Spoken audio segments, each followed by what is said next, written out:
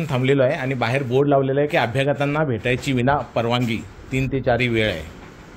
तुम्ही इथं नव्हतात जागेवरती, मी थांबलेलो होतो. काय प्रकार आहे हा? म्हणजे सर्वसामान्य नागरिकांना भेट देणारच नाहीत की पेशा स्वाभिमानाने नोकरी सोडून दिली? संचगिरी कोण आम्ही नाही करत. संचगिरी कोणाची आम्ही पण कर्मचारीच आहे आणि स्वाभिमानाने काम करतो. 5-5 वर्ष एकाच ठिकाणी प्रशासनाने ठेवलं, आम्ही नाही राहिलो. सांख्यिकी प्रशासनाने ठेवलं. स्टेनो असताना मी विचार करणार कशासाठी ठेवला असेल तुम्हाला. इकडच्या बातम्या फक्त तिकडे करायला, बाकी काय काम करायचं? आम्ही अशी कुठल्या राजकारण्यांची चमचीगिरी नाही करत. स्वाभिमानाने तुम्ही नोकरीच काढलात म्हणून सांगतो, स्वाभिमानाने नोकरी करतो आणि डोळ्यात डोळे घालून बोलतो सगळ्यांच्या. अशी कोणासमोर मान झुकवायची वेळ येत नाही आमच्यावर. मान झुकवायची गरजच नाही. कळलं? कुठल्याही वाईट गोष्टीमध्ये आम्ही कोणाला सहभागी होत नाही. जे आहे ते रोक टोक चोक, मागे काय करत नाही. कळलं? एवढा भ्रष्टाचार आहे ना तुमच्या जिल्हा परिषदेने तुमच्यात की अजून 10-100 प्रकरणं काढली ते सगळी बाहेर पडतील. थांबा, वेळ हळूहळू सगळंच काढणार आहे. पहिला तुम्हाला काढणार आहेत नाही, त्यानंतर सगळ्यांना सांगतो मला इथून मला राहायचं नाही. राहायचं नाही मग काय राहिलं? जाऊ ना, अर्ज द्या. अर्ज किती दिले? मी विनंती करून गेलेला लांजाला इथून. मी प्रशासकीय बदलीत नाही गेलो, मी विनंती करून लांजाला गेलेलो आणि प्रशासनाने मला घेतलं ऑर्डर काढून. मी स्वतः मागणी करून घेतलेली नाही. तुम्ही माहिती घेऊ शकता त्याची. बरं, ठीक आहे. मग भेटणार नाहीत मॅडम ना? जो मॅडमचा निरोप आहे मी तुम्हाला. मग तो बोर्ड कशासाठी लावला आहे बाहेर, अभ्यागतांना भेटण्यासाठी वेळ म्हणून? ठीक आहे, तुम्हाला रूल माहिती आहे. मॅडमला विचारतो. एसी लावायचं तुम्ही का तरफदारी करताय? मी मॅडमला विचारतो आणि मग तुम्हाला ते नव्हे, पण एसी लावायचा प्रशासन निर्णय तुम्ही कोण सांगणार? तुम्ही सांख्यिकीचे आहात. मी विचारतो मॅडमला. मग विचारा ना. मग तुम्ही असं कसं सांगता एसी लावायचा निर्णय कार्यालय बघेल, तुम्ही ठरवणार कार्यालय ठरवणार की शासन ठरवणार? मग शासन निर्णय कशासाठी आहे? शासन प्रशासनच आहे ना. शासन निर्णय कशासाठी आहे एसीचा? मी का माझ्या घरचे घेऊन की सुट्टी व दौऱ्याचे दिवस वगळून पूर्व परवानगीशिवाय भेटण्याची वेळ 3 ते 4 आहे. पण इथं चमचेगिरी करत असलेले हे सांख्यिकी अधिकारी त्यांना भेटायला देत नाहीत आणि मग ह्या जनतेच्या प्रशासक कशा हे आपल्याला बघावं लागेल आता. कारण CO ह्या जनतेच्या प्रतिनिधी आहेत आणि त्यांना भेटण्यासाठी पूर्व परवानगी न घेता भेटण्याची वेळ ते लिहिलेली आहे आणि तरीही दादागिरी केली जाते. नमस्कार, मी प्रवीण किने. मला अतिशय महत्त्वाचा प्रश्न पडलेला आहे की या ठिकाणी मुख्य कार्यकारी अधिकारी या सर्वसामान्य नागरिकांचे प्रश्न ऐकून घेण्यासाठी असतात. आज मी त्यांना प्रामाणिकपणे भेटण्यासाठी गेलो होतो, काही समस्या मांडण्यासाठी गेलो होतो. पण बाहेर असणाऱ्या सांख्यिकी अधिकारी उर्फ मुख्य कार्यकारी अधिकारी यांचा PA व भ्रष्टाचाराचा मुख्य घटक, तर त्याने मला रोखलं आणि तुम्हाला भेट देणार नाही सांगितलं. म्हटलं कारण काय आहे? कारण बोर्ड तर लावलेला आहे की 3 ते 4 या अभ्यागतांना भेटण्याची वेळ आहे. तर काय काम आहे विचारलं. मी म्हटलं जे AC लावलेले आहेत ते AC शासन निर्णयानुसार नाही आहेत. तर त्याने मला दमदाटी केली की तुम्ही कोण ठरवणार, तुम्हाला काय करायचं आहे, प्रशासन बघून घेईल. तर चहापेक्षा किटली गरम म्हणतात, अशातला प्रकार आहे हा. खरं तर COना कुठलाही PA असा वेगळा ठेवण्याचा अधिकार नाही. याचं कार्यक्षेत्र लांजा आहे आणि तरीही स्टेनो असताना याचा पगार या ठिकाणी खर्च केला जातोय. ही अतिशय गंभीर बाब आहे.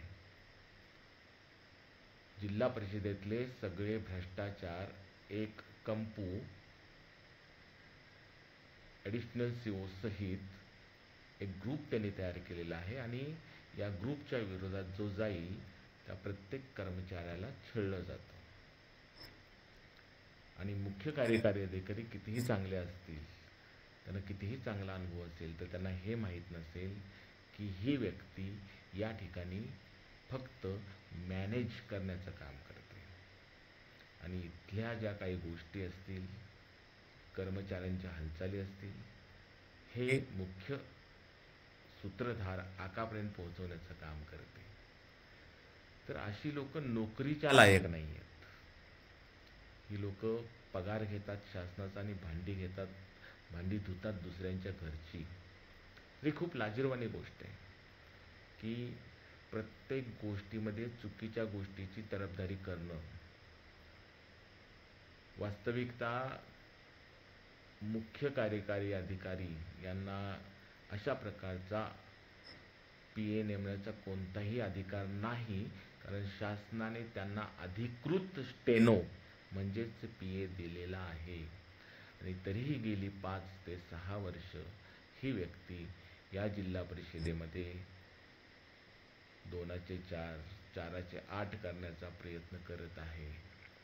याच्यावरही कहर म्हणजे जे ॲडिशनल CO आहेत त्यांनी आपल्या हाताखाली मालवणकर नावाचा एक PA ठेवलेला आहे. तुम्ही पगार घेता, तुम्हाला सगळ्यात जास्त पगार आहे, तुम्हाला कुठलेही PAचं पद मंजूर नाही आहे, तरी तुम्ही PA ठेवता. तुम्हाला लाज नाही वाटत का? शासनाचा पैसा कसाही उधळायचा. आणि हा जो ॲडिशनल CO आहे याच्या करामती तर अजून खूप आहेत. याच्या दारूचे ग्लास भरायला याला शिपाई लागतात, याची सिगरेट पेटवायला याला शिपाई लागतात, याहीपेक्षा घरातली धुनी भांडी करायला सुद्धा याला शिपाई लागतात. जर याच्या सरकारी गाडीचं ट्रेकिंग काढलं, जिओ मॅपवरती लोकेशन मिळतं, हे लोकेशन जर सर्च केलं तर याची गाडी सरकारी कामापेक्षा याच्या फॅमिलीला फिरवण्यासाठी व्यस्त असते. किंबहुना या गाडीवर असणाऱ्या ड्रायव्हरला त्याच्या घरची कामंसुद्धा करावी लागतात, घरच्या बॅगा उचलाव्या लागतात. ही शासनाने तुम्हाला शासकीय कामासाठी गाडी दिलेली आहे, वैयक्तिक कामासाठी नाही. इवन नासाचं फॅडसुद्धा यालाच नासाला जायचं होतं, अमेरिकेला जायचं होतं आणि स्वतःच्या पैशावर जायचे अवकाश नसल्यामुळे आज अनेक शाळा या बंद परिस्थितीमध्ये आहेत. अनेक शाळेमध्ये मूलभूत इन्फ्रास्ट्रक्चर नाही आहे. आज माझ्या कशेरीसारख्या शाळेमध्ये शाळेजवळची शाळा बंद झाल्यानंतर 2 वर्ष मुलगा शाळेत येत नाही. गेली 5 वर्ष अनेक विनंत्या करून सुद्धा हे सध्या 5,000 महिन्याला त्याला प्रवास भत्ता देऊ शकत नाहीत. आणि कोट्यावधी रुपये ज्यांचा शिक्षण विभागाशी काहीही संबंध नाही अशा लोकांना घेऊन जातात. का? हा आमच्या टॅक्सचा पैसा आहे, हा आमच्या त्या मुलांच्या हक्काचा पैसा आहे. या पैशाची तुम्ही अशी उधळपट्टी करता. तुम्ही तुमच्या घरचे पैसे असे सोडवले असतेत का? चोराला चोर सामील अशा पद्धतीची ही परिस्थिती या ठिकाणी निर्माण झालेली आहे. आणि यावर कुठल्याही अधिकाऱ्याला प्रश्न विचारला तर त्याचं तोंड बंद असतं, मी काहीही बोलणार नाही, हे त्याचं उत्तर ठरलेलं असतं. याही पलीकडे जाऊन जर लेखी अर्ज केला तर ना जनता दरबारामध्ये पालकमंत्र्यांना त्याचे उत्तर देण्याची हिंमत आहे, ना कुठल्या अधिकाऱ्याला याचं उत्तर देण्याची हिंमत आहे. पण याही पलीकडे जाऊन तुम्ही कसे नालायक आहात, त्याचप्रमाणे तुम्ही असे प्रश्न विचारू शकत नाहीत, असा उलटा आरोप करण्यात हे सज्ज आहेत. का तुमच्याकडे प्रश्नांची उत्तरं नाहीत? आज तुमच्याकडे सत्ता आहे म्हणून तुम्हाला सत्तेचा माज आहे. आज तुमच्याकडे सत्ता आहे म्हणून तुम्ही माझ्यावर पोलीस केस करता. आज तुमच्याकडे सत्ता आहे म्हणून तुम्ही माझ्यासारख्या प्रामाणिक शिक्षकाला सस्पेंड करता. आज तुमच्याकडे सत्ता आहे म्हणून कोणतीही कलम लावून तुम्ही मला तुरुंगात टाकण्याचा प्रयत्न करता. या सत्तेचा माज आणि स्वाभिमान या 2 वेगळ्या गोष्टी आहेत. जर प्रत्येकानेच ठरवलं की छत्रपती शिवाजी महाराज दुसऱ्याच्या घरी जन्मावेत, जर प्रत्येकानेच ठरवलं की देशाच्या सीमेवर लढायला माझ्या घरातला सैनिक जाणार नाही, तर हे असंच चालू राहणार आहे. आमच्या टॅक्सचा पैसा हे असेच लुटणार आहेत. अशा कितीतरी यांच्या करामती आहेत की त्या जर तुम्ही ऐकलात तर तुमच्या पायाखालची वाळू सरकेल.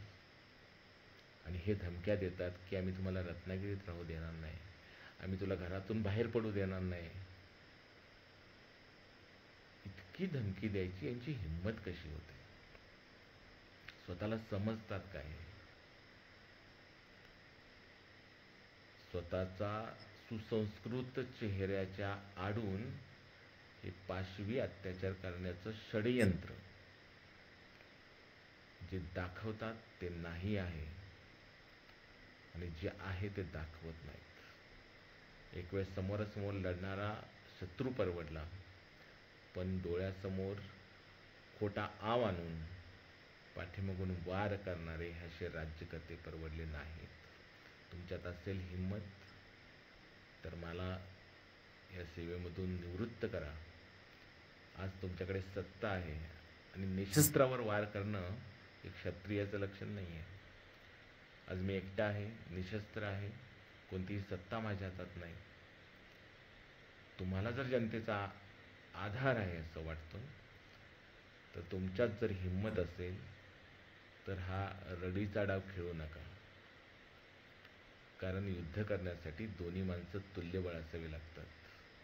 आज तुमच्याकडे हत्तीचं बळ आहे आणि मी मुंगी आहे, पण मुंगीसुद्धा कानात चावते तर हत्तीला सुद्धा नाचावं लागतं.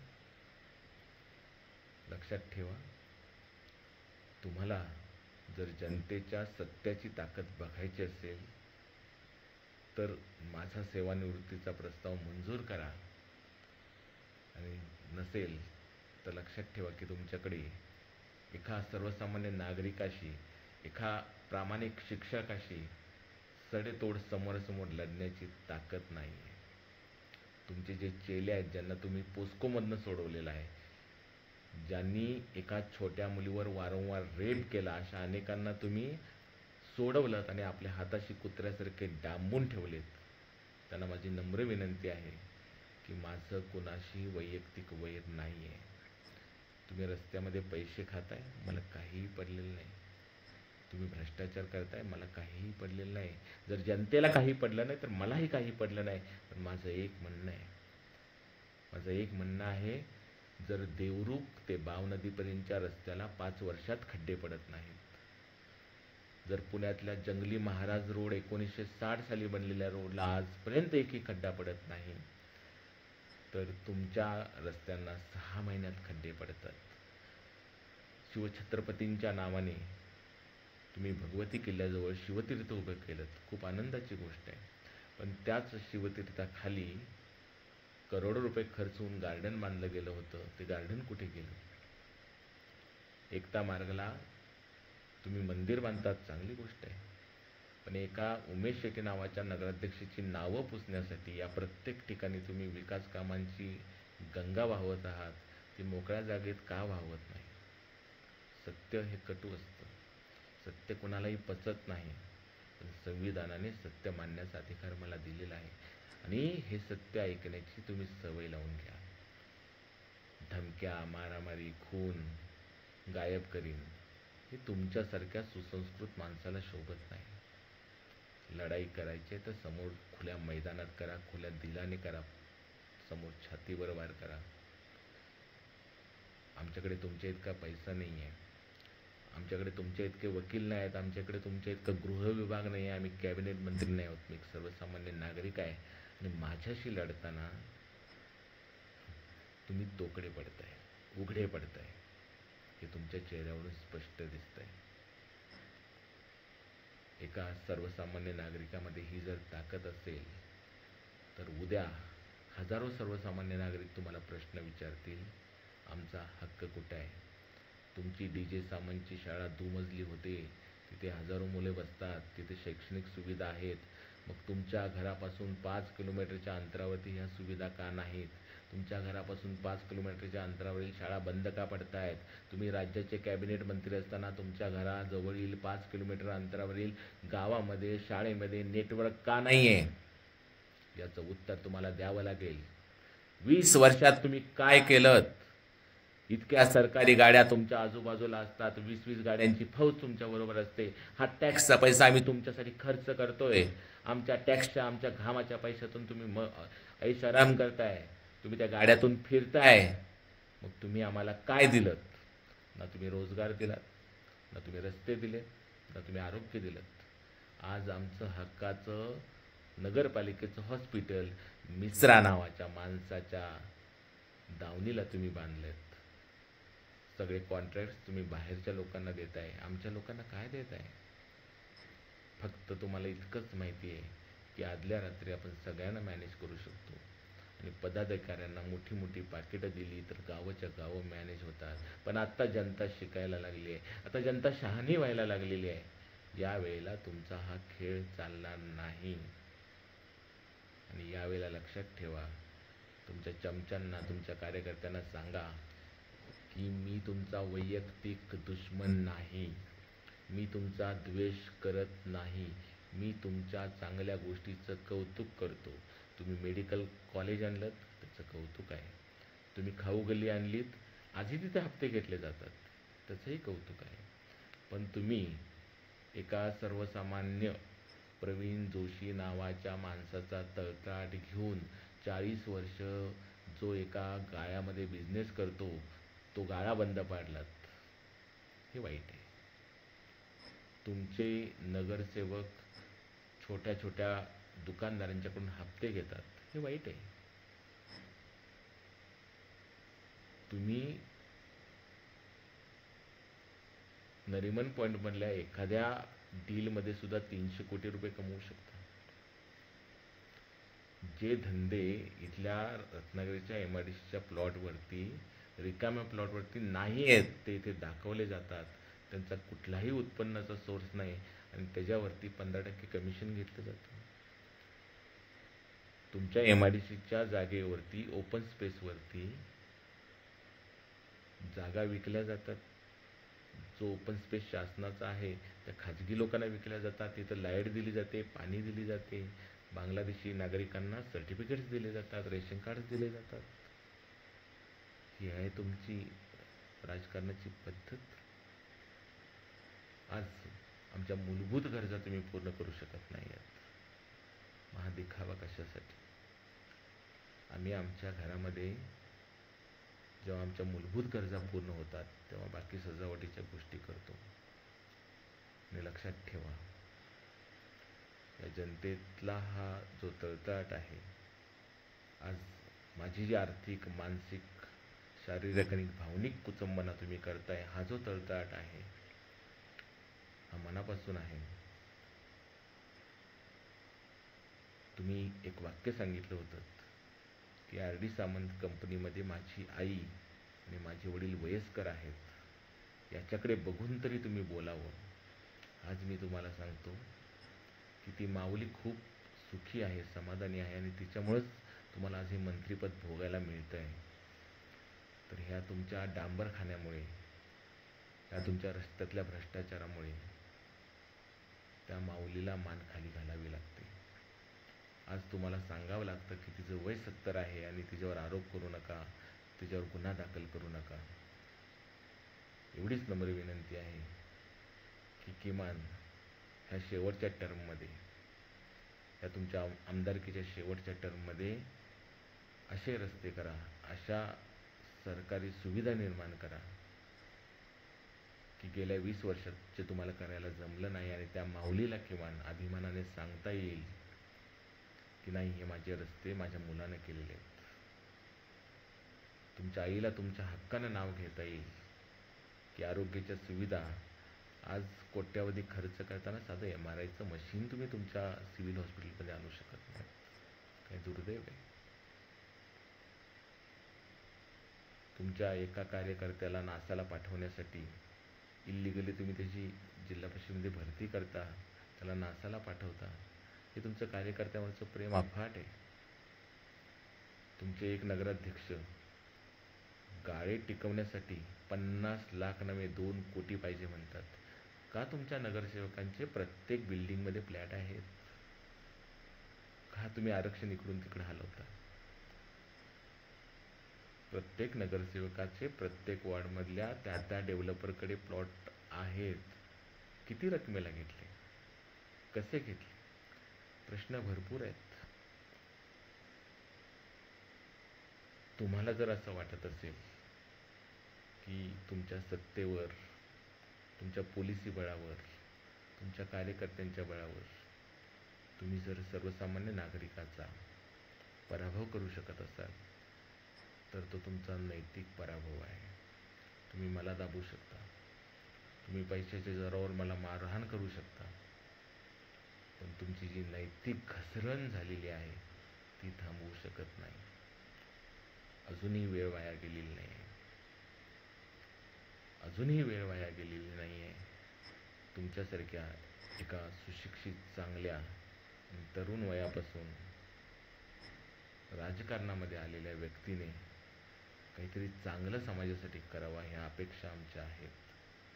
आणि केवळ आपल्या कार्यकर्त्यांना पैसे खायला शिकवू नका, केवळ कॉन्ट्रॅक्टर निर्माण करू नका, तर या देशाला दिशा देणारे कार्यकर्ते निर्माण करा. तुमचा पैसा संपला की तुमच्या पाठीत वार करणारे नव्हे.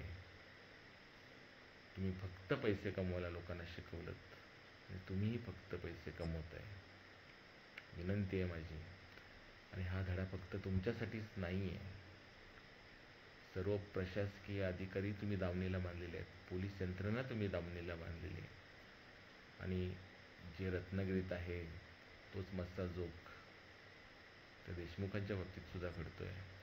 कसे इथला एक पत्रकार मृत्युमुखी पडतोय.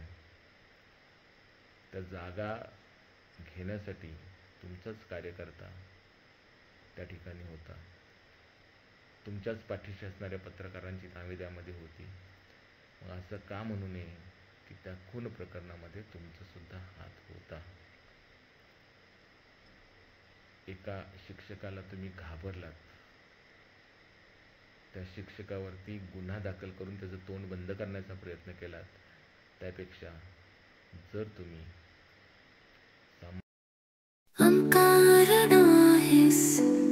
शांत गोंधळाचा मी शब्द होतो तुझ्या मौनाचा. तू चालतेस जेव्हा मनाजवळून मी हरवतो वेळ विसरून. हसतेस तर वेळ थांबतो माझ्या आतमध्ये तूच उमटतोस.